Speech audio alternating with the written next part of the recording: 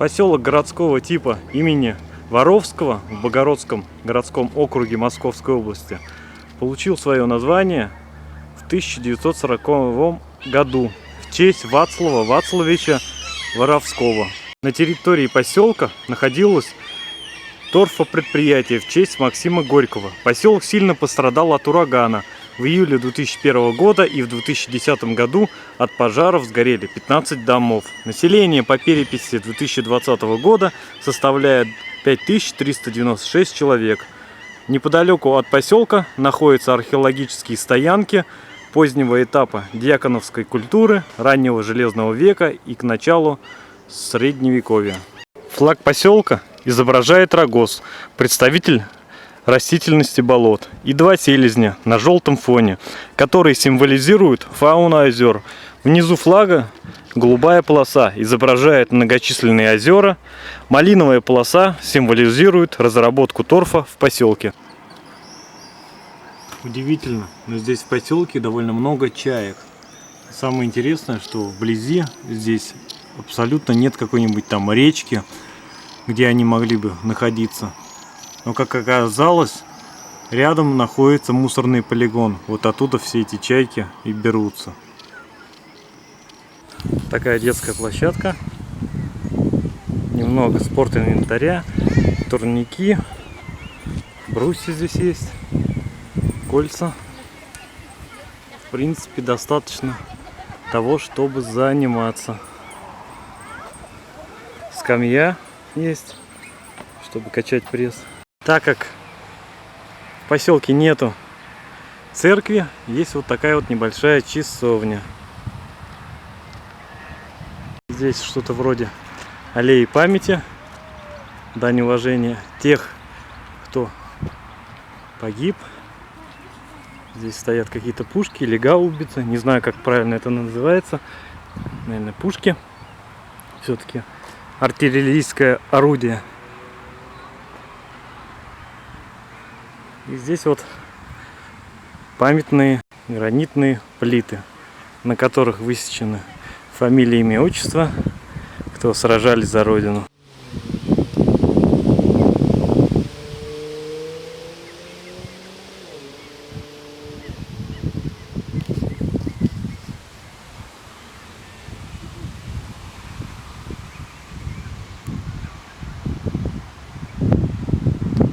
Как мне сказали, это элитное жилье.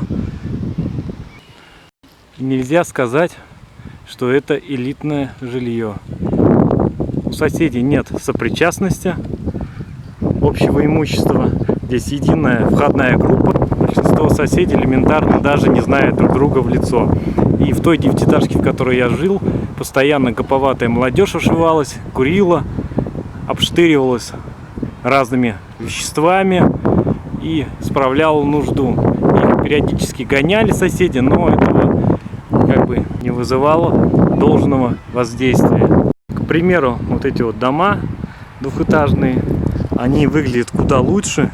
Если мне предложили, я бы, конечно, выбрал эти двухэтажки, а не вот эту вот громоздкую дрянь. Естественно, тут, конечно, можно поспорить, потому что эти двухэтажные дома, вероятно, здесь внутрянка вся старая, водопровод, проводка. Конечно, здесь все новое, но по уровню эта двухэтажка выглядит куда интересней, куда лучше. Мне всегда нравится малоэтажное строительство. Я когда жил в девятиэтажке, я жил на 8-м этаже, меня это дико выбешивало. Нужно было подниматься на лифте, лифт со 2-го этажа, и он периодически не работал. Соседей, как я и сказал, большинство я даже не знал в лицо. Я знал там у себя на лестничной площадке, и то со своей стороны. Остальных я даже не знал, кто, что, кто там ходит. И это был абсолютно проходной двор, это раздражало. Ты шел из дома, тебе хотелось просто пройти, тебе обязательно приходилось с кем-то ехать в лифте, и не всегда это чистые опрятные люди, это раздражает на самом деле. Поэтому я могу поспорить, что это элитное жилье. Клумбы, и в то же время это ограждение, чтобы машины сюда не въезжали. Значит, прецеденты были. Везде здесь газоны, озеленение. Вот такой вот забор из зелени. Все очень довольно-таки интересно. Все здесь подстригают, ухаживают. И все это не выглядит как просто какой-то сорняк, кусты какие-то заросшие. Все аккуратно выглядит. Можно периодически встретить во дворах лежачих полицейских. Это тоже неплохо, потому что очень много любителей погонять, превысить скорость. А во дворах их нужно искусственно ограничивать, чтобы не было желания погонять и кого-то сбить. Обязательно должен быть приоритет во дворах пешехода перед автомобилистом. Дворы — это не магистрали и не автобаны. Это место, где ходят люди, идут с работы, где дети гуляют, где мамочки с колясками. Поэтому обязательно нужно искусственно ограничивать скорость во дворах. Школа номер 39. Все заграждено железным забором. Это неправильно. Территория отчуждена и не используется. Хотя могли бы ее использовать. Площадка могла вполне использоваться для катания на роликах, скейтах, велосипедах, самокатах. Площадка довольно-таки неплохая. Несмотря что здесь есть, да, не предусмотрен водоотвод. И вот, как мы видим, стоит лужа, скапливается. Вот такие вот здесь панельные дома. Но выглядят они не так уж плохо. В том плане, что плиты обмазаны штукатуркой. И к ним приклеены квадратики плитки. И выглядит это не так уж уныло, как обычно выглядят панельки. Вполне сносно. Если еще побелить все стыки, которые промазали, было бы вообще здорово. Неплохая здесь в поселке площадка. Как можно видеть, постепенно люди приходят к тому, что нужно убирать возможные пластиковые и стальные элементы и переходят к деревянным элементам. Это здорово, это естественно.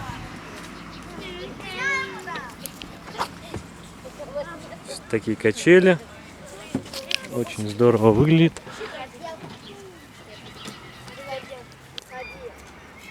Деревянная горка.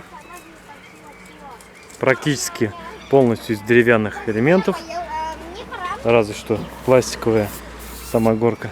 Очень похвально, что люди приходят к тому, что нужно делать нечто подобное. Конечно, это не идеал, но в целом неплохо. Такие вот пластиковые элементы, чтобы забираться.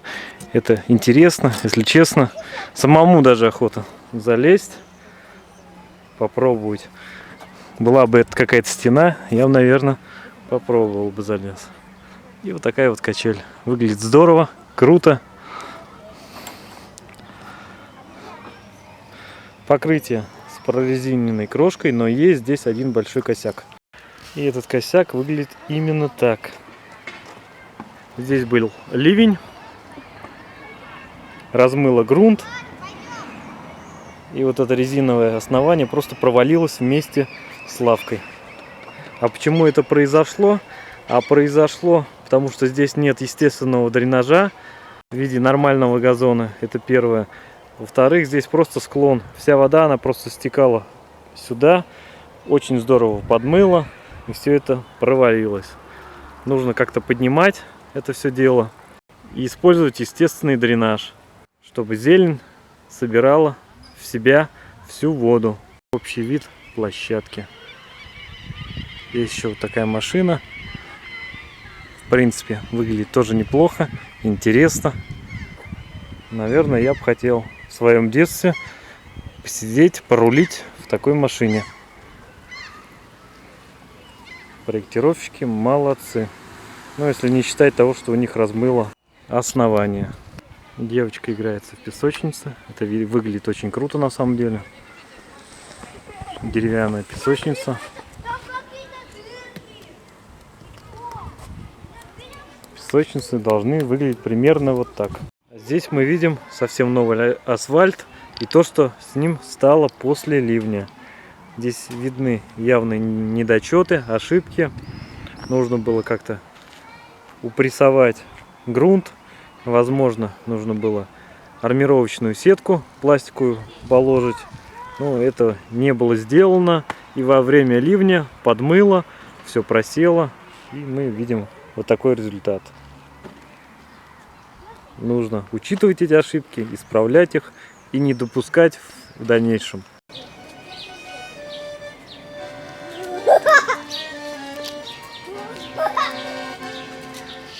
Везде все зелено, косят траву и запах свежей скошенной травы.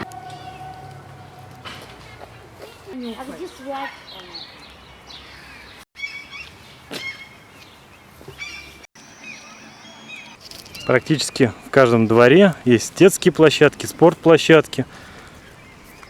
Основание прорезиненное покрытие. Ну, тут по минимуму турники, брусья, скамьи для прокачивания пресса, подъема ног. Есть баскетбольная площадка. Есть столики для игры в настольный теннис или пинг-понг, кому как удобней. Очень низко над поселком пролетают самолеты. Видимо, где-то здесь. Ну, по сути, рядом Москва. И одним, видимо, заходит так на посадку низко. Постепенно снижаются, чтобы в Москве сесть. Также в поселке имеется детский садик.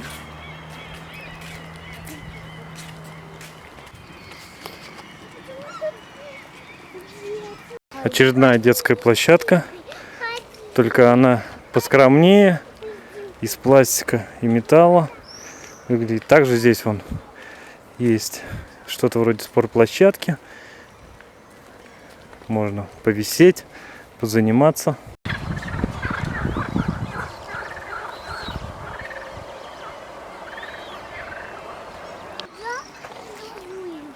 Классная ограда, живая изгородь закрывает детскую площадку от лишних глаз и от палящего зноя. Уже третья баскетбольная площадка на поселок. Не многовато ли вам, воровчане?